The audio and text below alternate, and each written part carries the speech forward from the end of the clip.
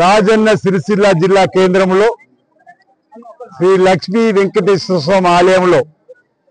తిరుమలలో బ్రహ్మోత్సవాలు ఏ విధంగా జరిపేటువంటి సందర్భాన్ని పురస్కరించుకొని ఇక్కడ కూడా ప్రాచీన కాలం నుండి పురాతన కాలం ఉన్నటువంటి ఈ స్వామివారి సన్నిధిలో కూడా బ్రహ్మోత్సవాలను బ్రహ్మాండంగా దేవాదాయ శాఖ అధికారులు రాష్ట్ర ప్రభుత్వ పక్షాన పూజ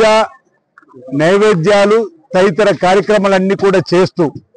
ఈరోజు అంగరంగ వైభవంగా పండగ వాతావరణంలో సిరిసిల్ల జిల్లా కేంద్రంలో ఆ శ్రీ లక్ష్మీ వెంకటేశ్వర స్వామి వారిని రథోత్సవంతో ఊరేగింపు చేసేటువంటి కార్యక్రమం వేలాది మంది భక్తులు వచ్చి తిలకిస్తూ ఆ స్వామివారిని దర్శించుకోవడము, ఆ స్వామివారిని దర్శించుకొని తన్మయత్వం చెందడము, స్వామివారి ఆశీస్సులు అందరికీ ఉండాలి, లోక కళ్యాణం జరగాలని చెప్పని కోరుకునేటువంటి కార్యక్రమం. ఇప్పుడే మనం చూసిన సిరిసిల్ల పట్టణంలో వెంకటేశ్వర స్వామి ఆలయం చుట్టూ కూడా జరుగుతున్నటువంటి రథోత్సవానికి వేలాది మంది భక్తులు వచ్చి స్వామివారిని బారులు తీరి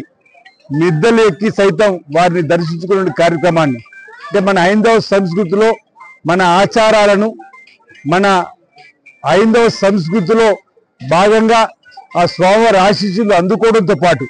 సకాలంలో చక్కటి వర్షాలు బ్రహ్మాండంగా పడి పాడి పంటలు బ్రహ్మాండంగా పండి రైతు వర్గంతో పాటు అన్ని వర్గాల ప్రజలు సుఖమయ జీవితంతో, ఆనందమయ జీవితంతో, అశ్వత ఆయుధాలతో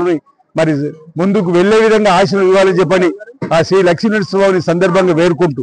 కలియుగ దైవం మనం ఈరోజు లక్ష్మీ వెంకటేశ్వర స్వామిని కొలుస్తూ శ్రీదేవి భూమి సమేతంగా కూడా వెంకటేశ్వర స్వామి ఈరోజు నెలకొల్పుకున్న సందర్భంలో తిరుమలలో శ్రీ వెంకటేశ్వర స్వామిని దర్శించుకునే విధంగానే ఈరోజు ఇక్కడ కూడా వేలాది మంది భక్తులు రథోత్సవ సందర్భంగా ప్రాచీన కాలం నాటి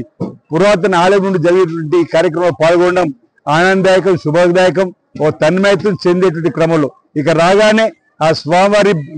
భక్తి భావంతో శాంతి వాతావరణంలో లీనం కాబడి స్వామివారి ఆశీస్సులు పొందుకోవడం, మరి ఆశీస్సులు